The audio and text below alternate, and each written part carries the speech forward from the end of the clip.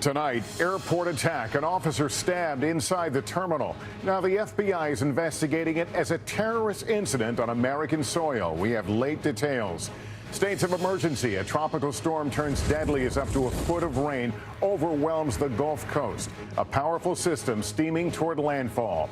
What's in the bill? High drama and health care for millions hanging in the balance. We could be just hours away from finding out what Senate Republicans have planned to replace Obamacare. The Textalizer, as distracted driving crashes soar, a controversial new way police could start analyzing your phone after an accident.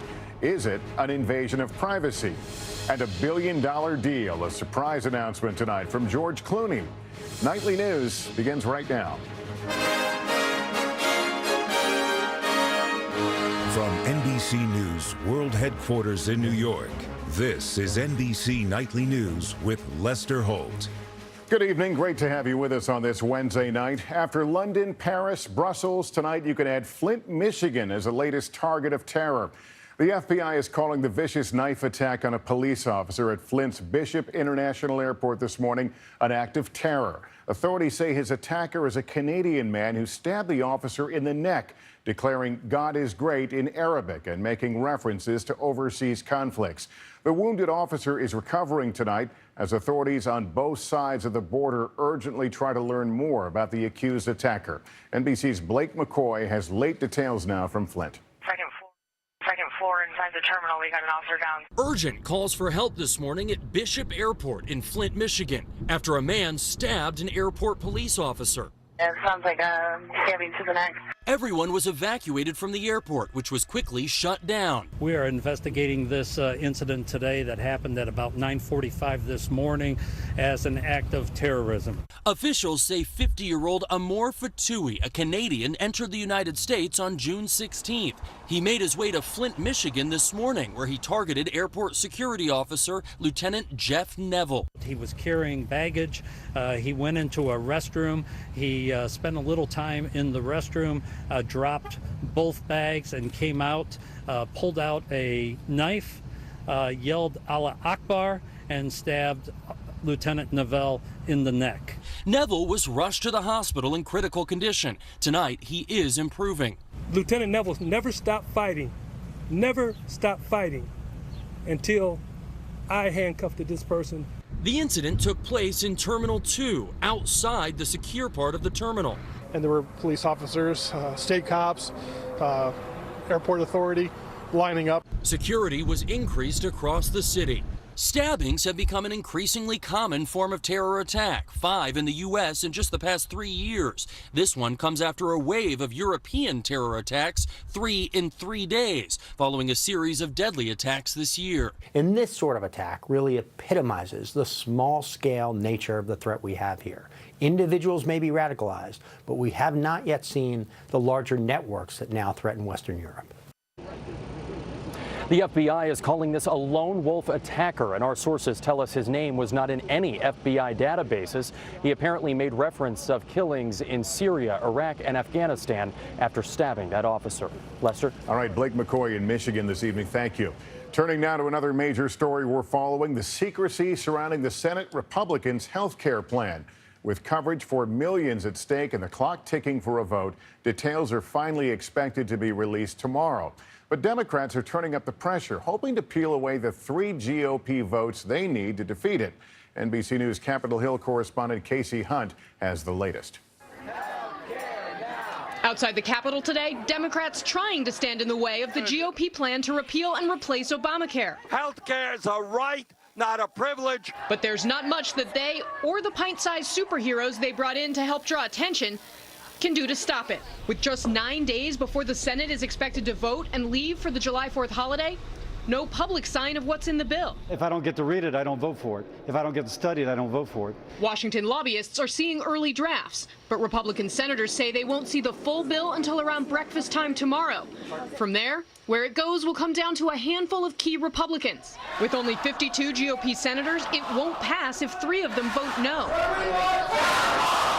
Senator Rob Portman of Ohio is at the center of a critical piece of the negotiations, how to help people struggling with opioid addiction. Some people who are getting treatment currently under expanded Medicaid in particular, which is the change in the Affordable Care Act, might not be able to continue to get that treatment. A potential compromise? Creating a separate fund to help clinics like the Comp Drug Treatment Center back in his home state.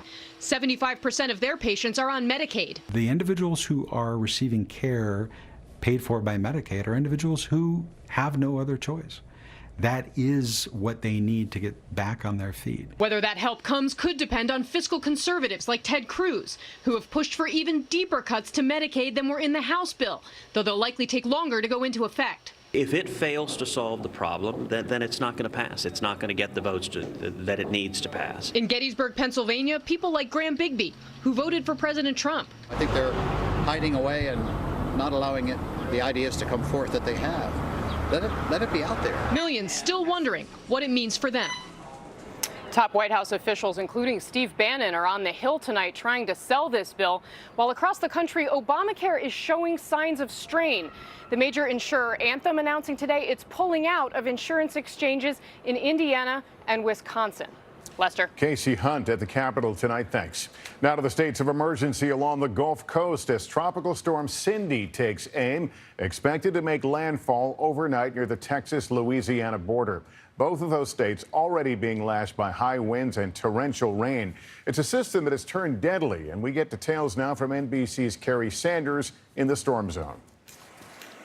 Tonight, Tropical Storm Cindy triggering waterspouts and kicking up surf in Mississippi. In Louisiana, causing dangerous flash floods. And in Alabama, claiming the life of a 10-year-old boy who was hit by debris swept up in a huge wave. We got approximately a 10-year-old male in the water approximately 20 minutes. Pray for this family. This is a tragic event, a tragic day. From the Florida Panhandle west to Texas, pockets of damage. Up to a foot of rain expected in parts of the Gulf Coast. And tonight in Alabama and Louisiana, states of emergency. So we cannot stress enough the importance of avoiding high water. With winds in excess of 50 miles per hour, Lake Pontchartrain hammered today. You're not used to seeing this. Not that high. Since Hurricane Katrina devastated New Orleans in 2005, the federal government has spent more than $14 billion on an intricate system to prevent flooding again, including new levees, miles of steel concrete flood walls up to 28 feet tall, and pumping stations that can remove up to 12 inches of rain in a 24-hour period. But there's no pumping system that can catch huge amounts of water all at one time. So you're watching this So we're watching this really, really carefully. Heavy rain and flash flood watches across the region continue into Thursday as Tropical Storm Cindy makes landfall tomorrow morning. For many, a race against Mother Nature, but in some neighborhoods already a losing battle. Erosion, as you can see here on Dolphin Island in Alabama, is already extensive. Tropical Storm Cindy is expected to keep up this pace or worse, including the threat of tornadoes, until tomorrow morning. Lester? Kerry Sanders, thank you. Now to the stunning fall of one of the fastest rising CEOs in the world, driven out as the chief executive at Uber, the wildly popular company that millions use to grab a ride, a company reeling from a series of embarrassing scandals. NBC News business correspondent Jolene Kent has details for us. Travis Kalanick, founder and CEO of ride-sharing giant Uber, suddenly resigning late Tuesday after intense pressure from 5 major investors. In a statement, Kalanick said, "I have accepted the investors' request to step aside so that Uber can go back to building rather than be distracted with another fight." Kalanick forced out so the company could move on after months of allegations sparked by former engineer Susan Fowler of sexual harassment, bullying, and inappropriate workplace behavior. Kalanick is an aggressive entrepreneur known for breaking rules. That same hard-charging style also explains how he built a company that has revolutionized transportation. We are building a lot of value here because we're changing the way cities work. Since its founding 8 years ago, Uber has expanded into 80 countries, serving 40 million riders a month. A recent report predicts by 2030, people will use ride-sharing for 1 in every 4 car trips. At this point in 2017, people are really asking themselves, do I even need a car? But Uber has already lost market share to arch rival Lyft.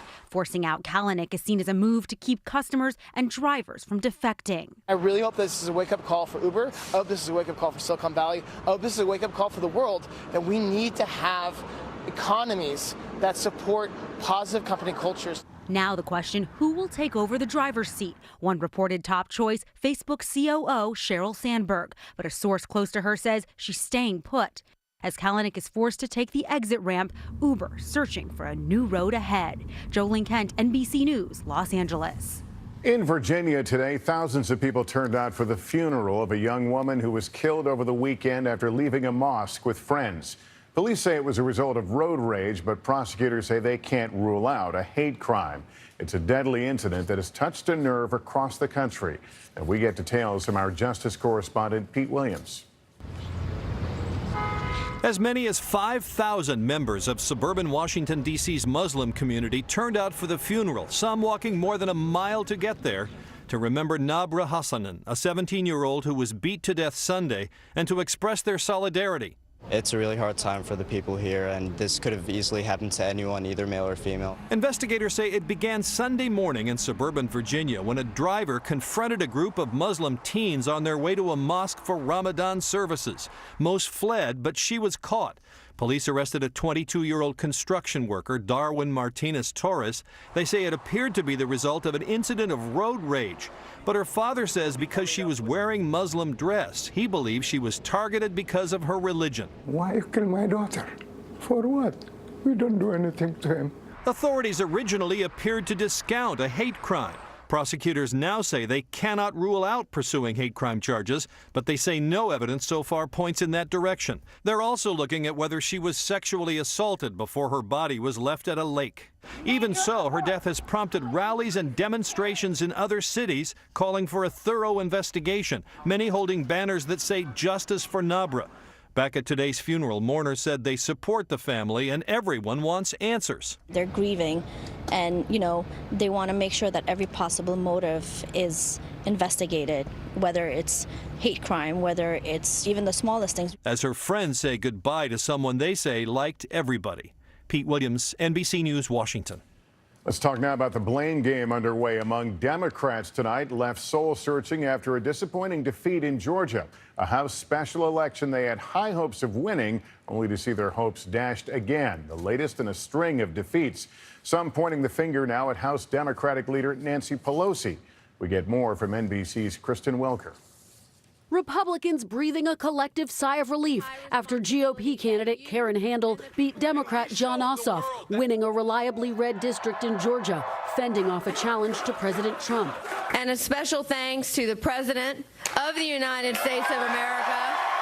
Mr. Trump wasted no time taking a victory lap, tweeting Democrats would do much better as a party if they got together with Republicans on health care, tax cuts, security. The question now, is Georgia a sign Democrats are in disarray after spending a record amount on that race and losing 4 out of 4 recent special elections to Republicans? Today, some Democrats acknowledging their anti-Trump resistance has fallen flat.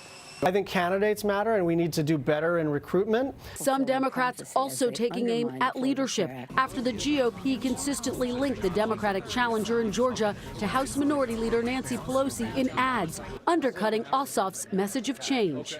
As long as Nancy Pelosi is the leader of the Democratic Party, it's going to be very difficult to win. Pelosi's spokesperson not responding to those calls for her to go, and instead said Republican voters don't get to select the leaders of the Democratic Party. Still, Republicans may have their own reasons to worry. The races they've won so far are GOP strongholds, and Democrats are outperforming their 2016 numbers. They have to have a message that contrasts with what Republicans want to do, not just say we're anti-Trump. All underscoring Democrats still haven't found their Trump card. Kristen Welker, NBC News, the White House. We've got some good news to report tonight about Congressman Steve Scalise, who was critically injured a week ago by a gunman targeting congressional Republicans' baseball practice. Scalise has now been upgraded to fair condition and ready to begin rehabilitation, according to the hospital. And count music superstar Bono among the many rooting for his recovery. Today, the U2 frontman stopped by Scalise's office to sign a get well card. There's a lot more to tell you about tonight. Still ahead, the controversial new device police can use to catch people texting and driving. But does it violate your privacy? Also, the new health scare for Britain's royals and the Queen's fashion statement that has a lot of folks talking.